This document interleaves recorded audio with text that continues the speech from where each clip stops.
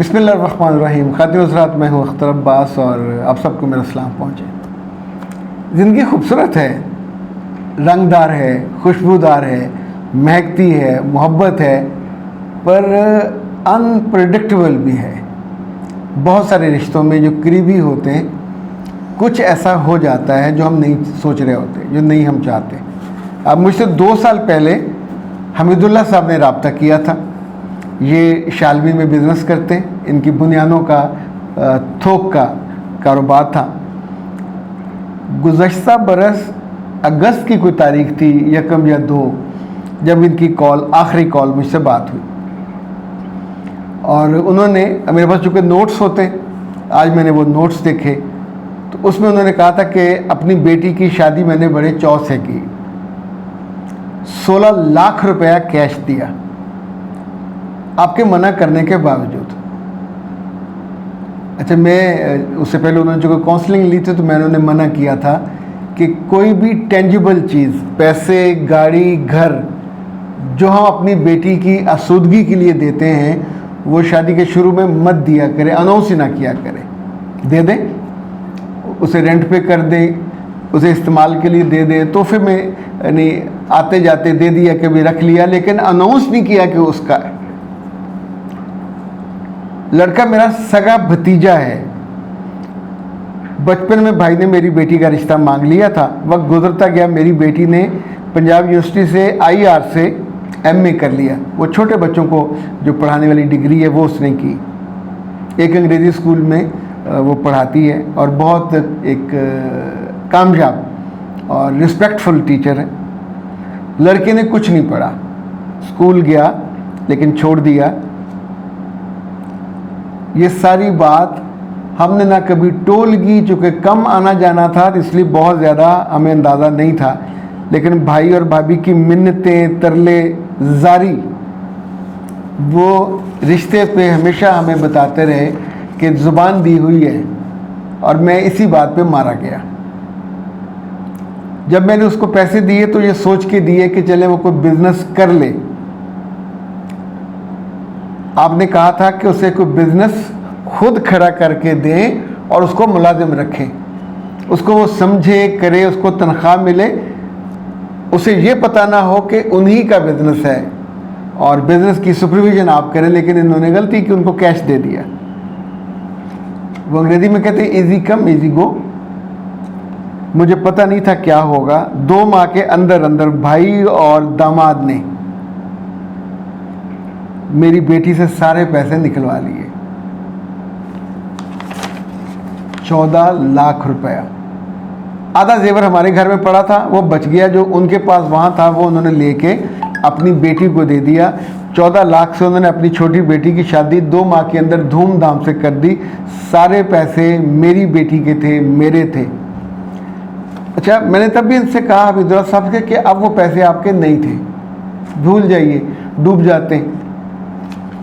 कोई किसी को उधार दे दिया, कोई मार गया, कोई लूट के ले गया, तो व्हाट्सएवर जो भी केस हो, नतीजा एक सा ही है। अब उसको भूल जाइए। अगर आप नहीं भूलोगे और कोई और नुकसान हो गया तो आपकी जिस्म और रूह इतनी कमज़ोर हो रही है कि उस सदमे को सह नहीं सकेंगे। तब उन्होंने मुझे बताया कि मैं हफ्ते में कई दिन अपनी दुकान पे नहीं जाता। थोक के कारोबार में बंदे का होना बहुत ज़रूरी होता है। अच्छा, हर कारोबार में मालिक का होना ज़रूरी होता है। अब ना हो तो पीछे सब गड़बड़ा जाता है चीज़। वो अपनी जान पे खेल गए और अभी कुछ दिन हुए मुझे उनकी बेटी ने बताया कि उनको हार्ट अटैक हुआ। और ये हार्ट अटैक तब हुआ जब उनकी बेटी ने आके कहानियाँ सुनाई कि मेरे कपड़े भी गायब हैं, मेरे बर्तन भी गायब हैं, जो चीज़ें पेटी में थी, अटैचियों में थी, सास ने वहाँ से निकाला और निकाल के, अच्छा, वो जब भी बैठती थी तो धड़ल्ले से कहती थी कि तुम्हारे ताए ने अपनी भतीजियों के लिए ये चीज़ें भेजी हैं। तो उस वक्त ना दामाद बोल पाता था, ना ये बोल पाती थी कि बेटियों के लिए कैसे भेजी हैं। बेटियां आपकी हैं, आपको उसकी ज़िम्मेदारी है ना। ये तो उन्होंने अपनी बेटी को दी है जो यहाँ बहू बन के आई। खातिन हज़रात, अब ये बेटी रोए या इसकी माँ रोए, मामला तो हाथ से निकल गया।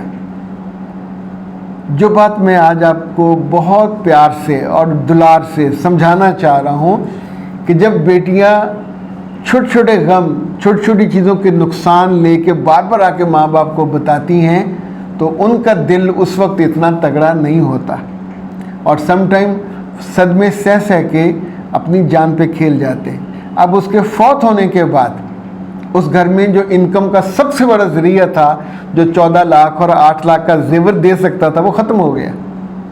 तो आपने अंडे देने वाली मुर्गी ज़िबा कर डाली। तो अगर लड़कियां अपने घर की इतनी छोटी, एक तो लड़कियों को मुसीबत है, कोई बात नहीं भूलती। अभी जब इन साहब के कुल हुए वहाँ भी उसने वही कहानियाँ सुनाई। अच्छा, क्या ख्याल है ये कहानियाँ उस घर तक नहीं जाएंगी? इज़्ज़त अरब है ना। वहाँ इसकी माँ ने ये तक कहा कि मेरे मियाँ को तो इसके सगे भाई ने और उसकी बीवी ने मारा है। इस खातून ने भी इस तरह की बात अपनी मियाँ के बारे में कही।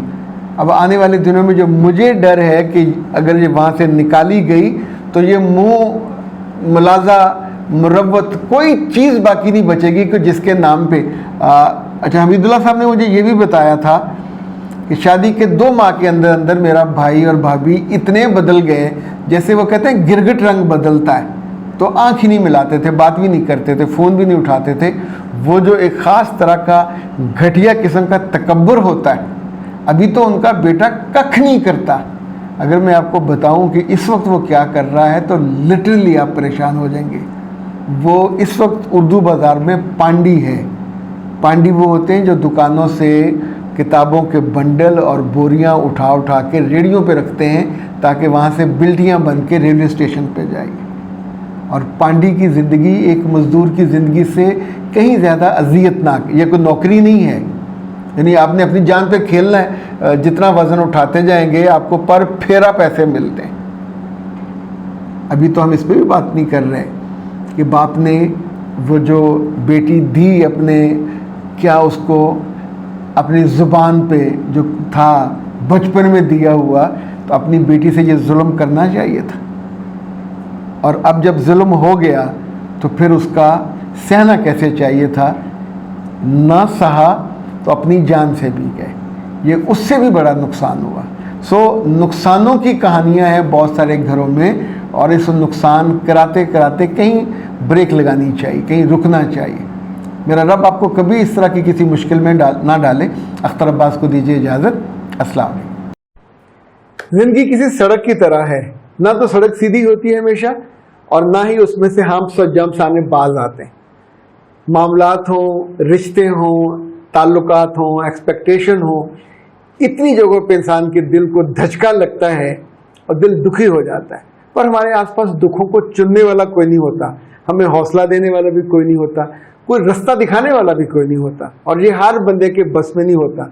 जब अब मेरे पास काउंसलिंग के लिए आते हैं, मेंटोरिंग के लिए आते हैं, तो हम पूरा 1 घंटा आपको सुनते हैं, ये आधा घंटा भी हो सकता है। पाकिस्तान में, पाकिस्तान से बाहर, जहाँ जहाँ सुबह 9 से रात 9 तक 1-1 घंटे के स्लॉट्स में लेता हूँ और उसमें सिर्फ आपकी बातें सुनते नहीं है, आपको बेहतरीन हल बताते हैं। ये काउंसलिंग पेड होती है और सबसे मज़े की बात यह है कि आप ही के मुतालबे पे, आप ही की ख्वाहिश पे और आप ही की मर्जी पे हम छुट्टियों के दिन भी काउंसलिंग के लिए ऑन रखते हैं।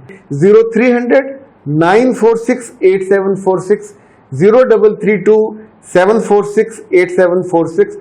पाकिस्तान में हो या पाकिस्तान से बाहर, ज़रूर रब्ता कीजिएगा ताकि आपके दुखों को हम मोहब्बत की चिमटी से ऐसे करके उठा सकें और आपको रास्ता बता सकें ताकि आपकी ज़िंदगी का सफ़र आसान, सहल, खुशगवार और बहुत अच्छा हो।